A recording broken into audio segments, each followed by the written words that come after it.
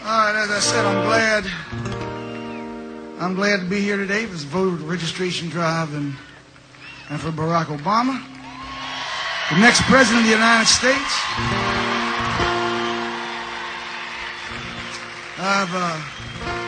I spent 35 years writing about America, its people, and the meaning of the American promise. That's the promise that was handed down to us right here in this city from our founding fathers with one instruction, and that was do your best to make these things real. There's opportunity, equality, social, economic justice, a fair shake for all of our citizens, the American idea as a positive influence around the world for a more just and peaceful existence. These are the things that give our lives hope, and they give our lives shape and meaning. And these are the ties that bind us together and give us faith in our contract with one another. I've spent most of my creative life measuring the distance between that American promise and American reality.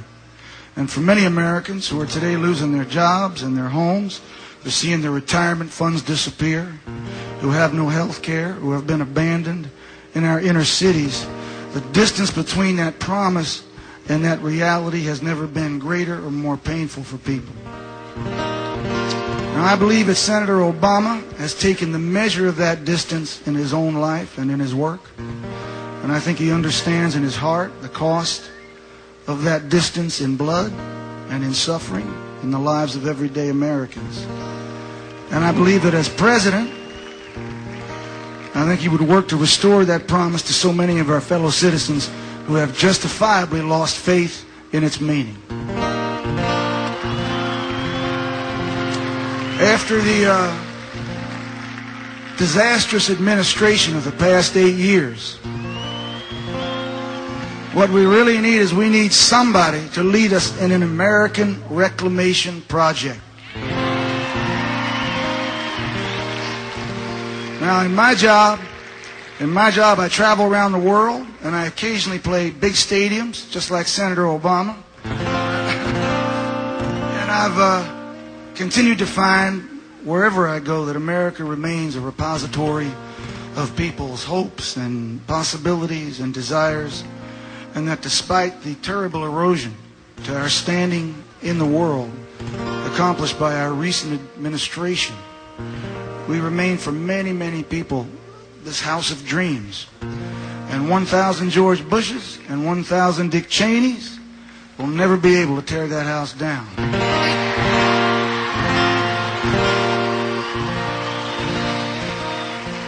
They will. They will, however, be leaving office. That's the good news.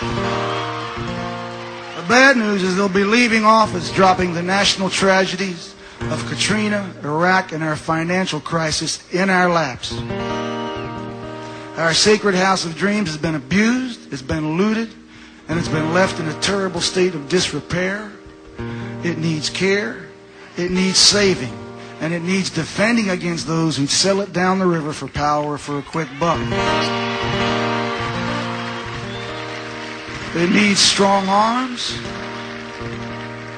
It needs a citizenry with strong arms, hearts, and minds. It needs someone with Senator Obama's understanding, his temperateness, his deliberativeness, his maturity, compassion, toughness, and faith to help us rebuild our house once again.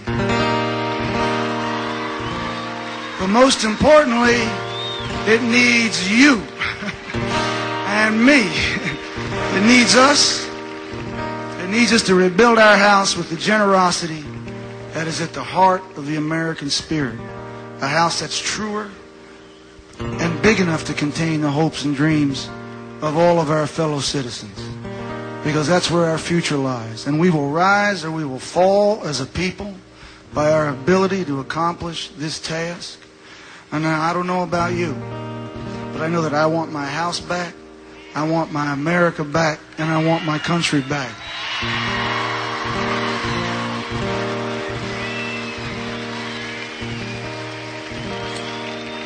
So, I say now's the time to stand with Barack Obama and Joe Biden, roll up our sleeves, and come on up for the rising.